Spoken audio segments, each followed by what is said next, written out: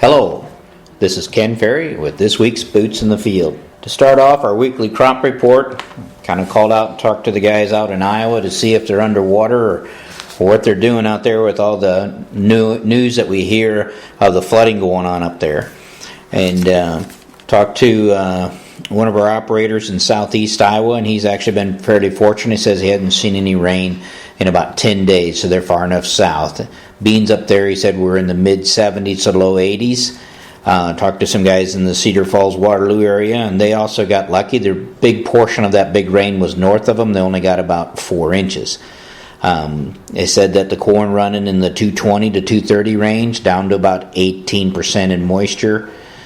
Beans are running in the 50 to 65 bushel range. Sudden death is what's pulling the yields back on the soybeans in that area itself. Up in the northern Iowa area, a little bit different story. Picked up over 11.5 inches of rain, and they're still at a standstill and going to be at a standstill for a while. Could be a late harvest for them. With all that rain, they're also dealing with, looks like a potential of a lot of down corn that's down already, especially if it's not sprayed with a fungicide. So going to take those guys a while up there. Here on the home front, or in this state, talking with the guys down in Tuscola, Arthur area, they're approaching 40% done on corn, 25% done on beans. They're now into full season corn, and yields are staying strong in that 250, 260 range. As they finished up their April beans, which stayed in the 80s, now moving into the May beans, and they are backing off about 10 bushel. So starting to see the mid-60s to mid-70s.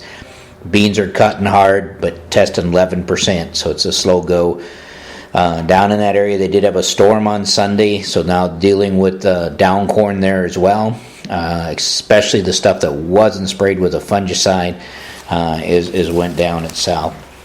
Visiting with our guys in the Springfield, Winchester area, they're about 50% done on beans, about a third done on corn. Beans are holding in the mid-70s, corn on corn in that 220 range, corn on beans in that 230, 240 range, and testing 15% from a moisture perspective. Here in the Clinton, Wapella area, again, harvest full stream here. We are now finally getting into some of our Mother's Day corn, and it is backing up in yield. Looks like 10, 15 bushel. So we're starting to see more of that 220 range instead of the 240 where we're at. Beans are jumping around some, from the mid to low 60s to the mid 70s.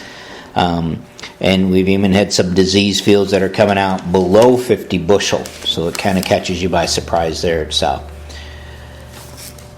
As we look at the Tazewell County area, they're about 75-80% done on corn, 30% done on beans. Yields continue to stay strong over there, again knocking on their 2014 yield averages. As we move north, talking with the guys up in Streeter, yields have been pretty strong in corn as well, swinging from reports coming in from 210 to 280 bushel, with some probably more in the 240 range, it sounds like, from the corn yields. Soybeans in the 55 to 80 bushel, most of them landed in that mid-60 range. They're also dealing with down corn now, as they had some weather events up there as well. Moving over in the Donovan area, just getting started still over there, but corn yields have swung from 220 to 240, 17-18% moisture. Bean yields in that 55 to 65 bushel range, probably going to be averaging in the low 60s. There too, cutting 11%. Andrea took a plot out up there, had 16 hybrids in it. She said the plot average was 252, but they're only about 10% done.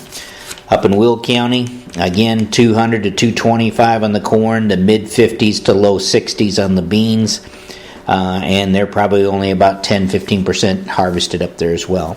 I will be traveling up to Minnesota this weekend, so I can bring you back a crop report from Minnesota and see what's happening up there where all the water was itself. A couple things I want to stress this week is, again, stock quality. Guys went out and monitored or did the push test just 10 days ago, and they're running into down corn now where it passed the push test and wondering how it could come apart. Well, remember, 10 days is a long time when we're talking about corn standability.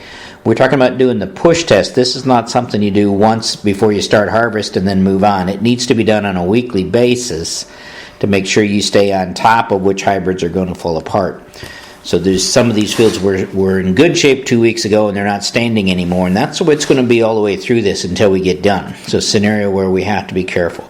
Again, remember, because we're getting to this dry corn, to start paying attention to your header loss. We already got some fields out there, especially some seed fields. Look like we're growing cover crops out there, the amount of grain that we're leaving. So let's not leave anything out in the field. Situation as we look at the fields themselves, I've seen a lot of guys this past 2 weeks going after that wheat corn. They're moving into numbers and cleaning them out and moving on. So there's a lot of jumping around, and guys are doing a fantastic job of staying ahead of it before it does fall down. We can't give up. Don't let up on the throttle now. Make sure you keep chasing that down corn while it's still standing and we can get under it. Don't get some of these wind events that we're starting to run into now where you end up with flat corn. We have had some bean fields that died pretty hard, very much like sudden death, meaning that they turn the lights out pretty quick, but they don't have the actual symptoms of sudden death. And as we split these plants open, they actually look more like charcoal rot, which really doesn't fit our weather pattern very well. And based on the conditions we have, charcoal rot again is more of a drought type disease itself. We're talking about fields that are struggling to make 50 bushel, and amongst other fields that are 70 plus out there at south. As we split these open and kind of diagnose them, we took some over to the plant clinic, and they're going to do an assay on them to find out what it is, but we believe it's probably a root rot. So a situation where the root rot that had killed the plant. Now these plants are fully potted. From the road, they look like they should do 70 bushel, but when you get out in them, there's a lot of flat spots or BBs in the pot itself, which indicates that these beans were taken out back there at R5. And they died pretty fast for their maturity, and that was our key, and we watched them with some drone imagery and stuff, and it tells us that it was a different stress, but it doesn't key out to be sudden death. So we think it's a root rot. We got them sent off, but if you run into a field like that where all of a sudden you're talking about 45 bushel beans when you're used to cutting 70s, you might give us a heads up on it if you know it hasn't been sudden death. Now the sudden death is pretty obvious. I think most people know what that visually looks like itself. Plot harvest is going good. We really appreciate you guys giving us a heads up notice on the harvest side of that so we can stay ahead of you. It's been working really good. We took a couple of our high population, low population plots out this week. One was in Iroquois County, about 30-some hybrids in there.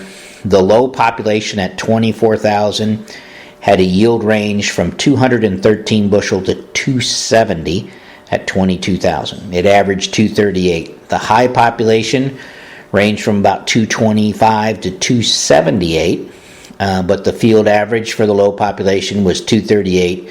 The high population 252. So about a 14 bushel spread between the 24,000 and the upper 30,000 range in there.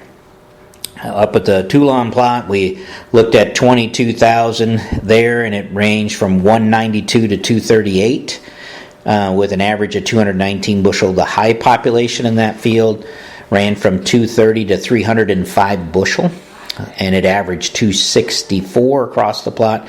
So there's a 45 bushel swing there between the high and the low population as we work through it. So we'll be hand harvesting these as well to give you some of that detailed information to back up with what we did last year and which hybrids are flexing and how they're flexing itself. Had some fungicide trials come out this week in that 15 to 20 bushel range from yield advantage. Again, these are brown silk sprayed at threshold, so they weren't sprayed for standability as much as they were for threshold. We also took out some roller bean rolled plots where we rolled the beans down, and anywhere from a half to 3 bushel on the first ones coming out as far as advantage to rolling the beans. So we'll be dissecting that again this winter. But the plot harvest is really going along good, and we're probably, I'd like to say we're about a third the way through it. So we got a long way to go, but we're going to get there. On a more sober note, this week we lost a very, very special lady to an auto accident, Mrs. Dorothy Trainer. So let's all keep her husband Jack, her boys Mike and Bob, and the rest of her family, as well as a whole Trainer grain organization in our prayers as they work through this in the midst of a busy harvest season. Our prayers are with you guys. She's really going to be missed. The crew's hard out testing. Don't forget to call in those fields. so we can clean them up behind the combine. With that, please keep it safe and keep it rolling.